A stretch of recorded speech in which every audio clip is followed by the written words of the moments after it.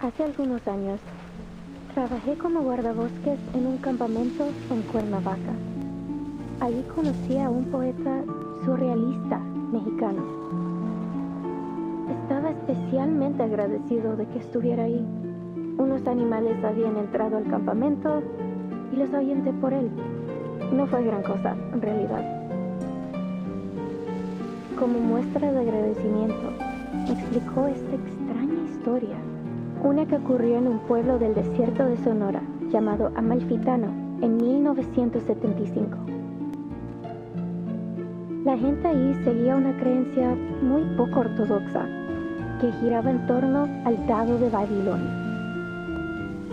Un día, una investigadora con una maleta llegó al pueblo. Vino a estudiar sus costumbres locales, una razón nada sorprendente para que una intelectual erudita apareciera en un remoto asentamiento del desierto.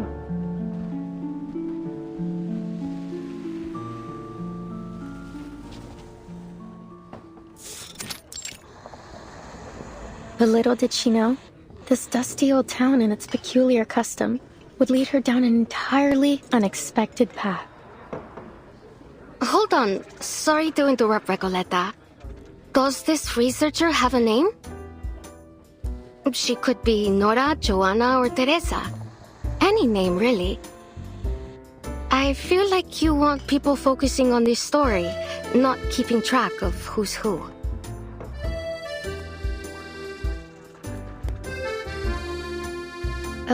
Thank you for your advice. But she isn't a Nora, or a Joanna, or a Teresa. She's just herself. A paracausality researcher. You see that look? She's halfway to eating you alive. Face it, Maria. She wouldn't be the loca we know if she listened to anyone. Ah, all right. So you didn't like the opening. Fine. I'll come up with something new. Maybe I'll start with a bit of exposition on the Die of Babylon, beginning with its origins as a secret relic created by an Aztec priest, imprisoned by the conquistadores.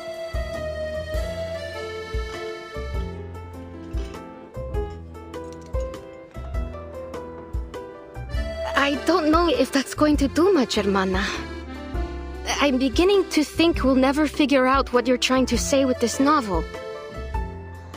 And, well... and this isn't your fault. Ay, Dios. Just tell her, Maria. We're going back to Buenos Aires. ¿De vuelta a Buenos Aires? ¿De repente? ¿Así? ¿Sin más? Pancho, Maria, what's going on? Did I do something wrong during our travels?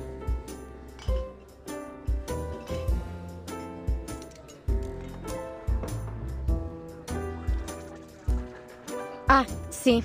I know what it is. I've bored you with my constant rambling over this novel. No, Recoleta. It's got nothing to do with your novel. Don't you get it? We're flat broke. Why do you think we're stuck here scrubbing tables?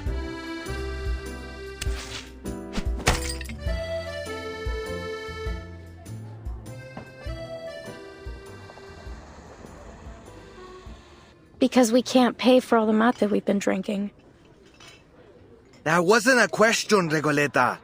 We've crossed the continent, crashed the readings of all those prestigious poets, and leave the way a real artist should. And, I admit it, it's been just as amazing as you promised. But we can't go on living like this. You know that we both care about you, and we believe in your novel too. I'd be lying if I said this journey meant nothing to me. Getting to ride around the continent on a motorcycle like Che Guevara himself? I never could have imagined I'd get the chance to go on an adventure like this. We got to live the dream. A real dream. Except for those days when the motorcycle broke down. Though that was a real tribute to Che's journey too. Don't tease, Pancho. Recoleta, since you invited us to join the Visceral Realists, we've both found amazing new ways to channel our inner poetry. Even though I still don't understand what in the world you're trying to say with your novel, or for that matter, what visceral realism actually is. Maria, Pancho. You told us not to worry about the definitions, to feel and to live in our words. We did just as you said, and it felt great. But...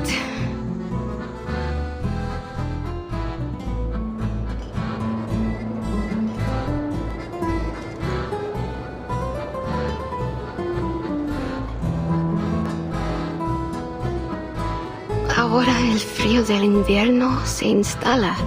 Y lo único que parece importante es ese pequeño pueblo ficticio.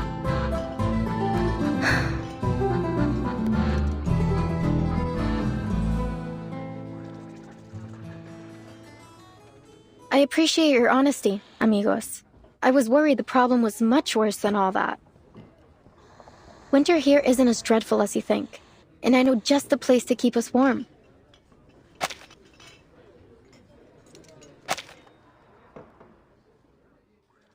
It was 1520. Arcanist Ferdinand Magellan sailed across unfamiliar waters under orders from the Spanish crown. Over the vast gray sea, he saw spots of light in the distance. An island.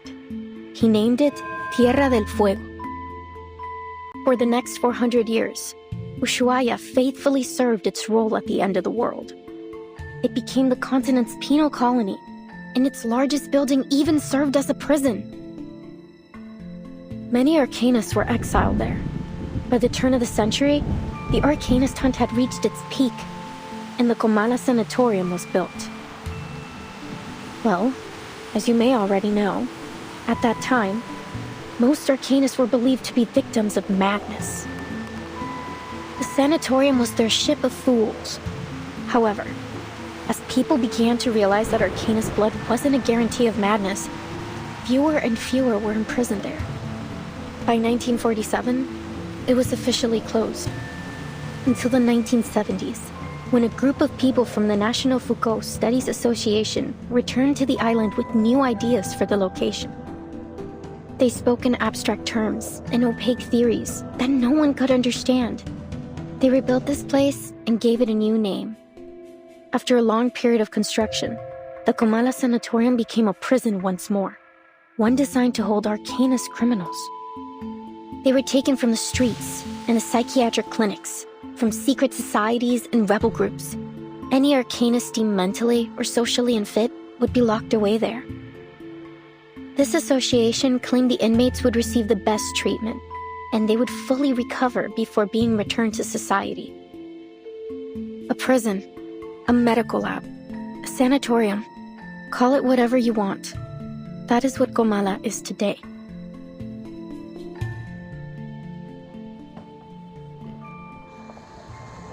And we could spend the whole winter there.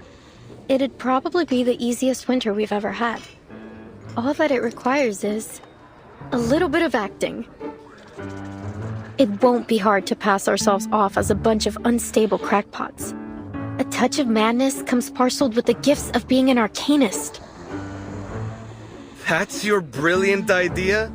To get us locked up in an asylum? You understand we'd be prisoners there, don't you? It's not like we get to put our feet up and relax by a fire.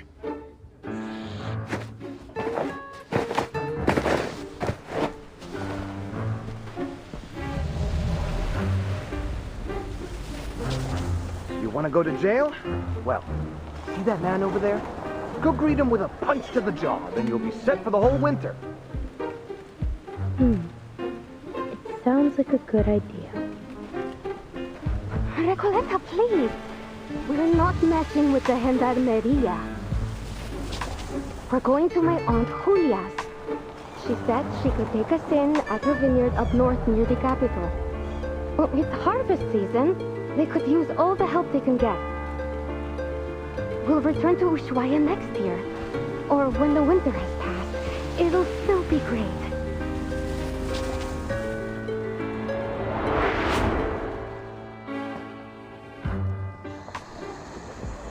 I hear you, amigos. But respectfully, I must turn down your offer. This has been more than just a road trip for me. I know sticking around here for the winter won't be easy, but this could be my last chance. What if things change again? I can't just wait for spring. Recoleta. What did I tell you, Maria? She never listens. Wasting your breath.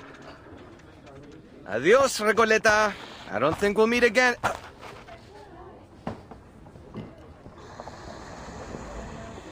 Mierda! Those gendarmes are looking straight at us! What?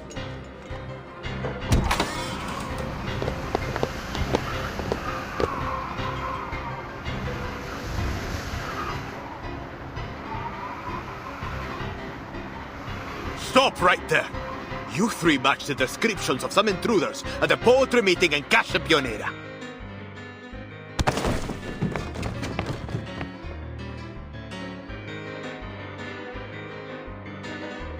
Just when I thought things couldn't get any worse.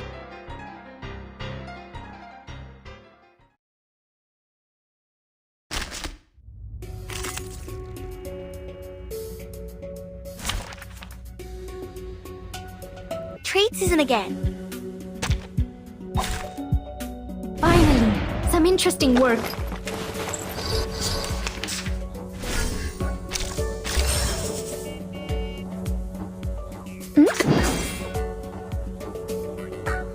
Perfect. I hear something. Do have a little faith in me, Master. Stay back, I say. Agents have guns. It's called common sense. Retreat! What? I can't make the call?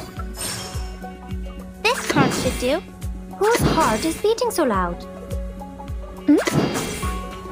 We stand together.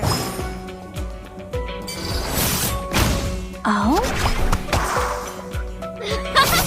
Folie, mortals!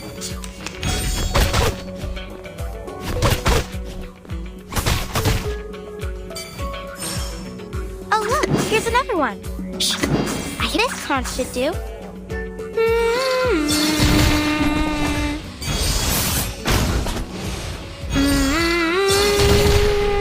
Agents have guns.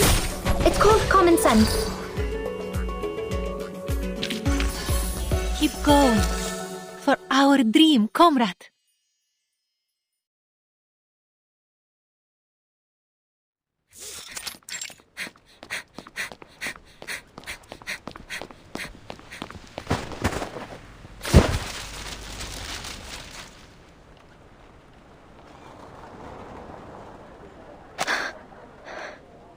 Gracias a Dios.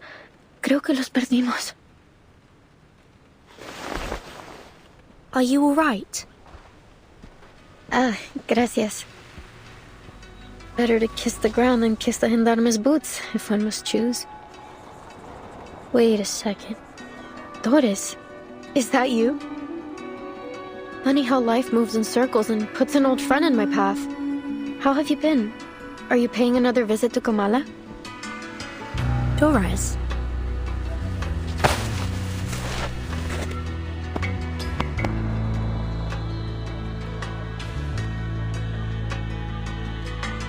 Timekeeper, could she mean her, Dr. Doris? Was I mistaken?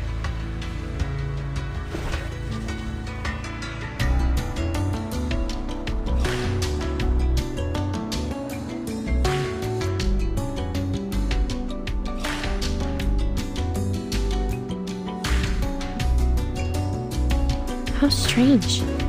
I've never seen two people so alike. But please, forgive me. It's been a long day. No need to apologize. In fact, the person you just mentioned sounds like someone we're looking for. Could you tell me where you last saw her? Sure, Excuse me. You're not from around here, are you? Your accents and those clothes give you away. Come with me. I know a warmer place to talk.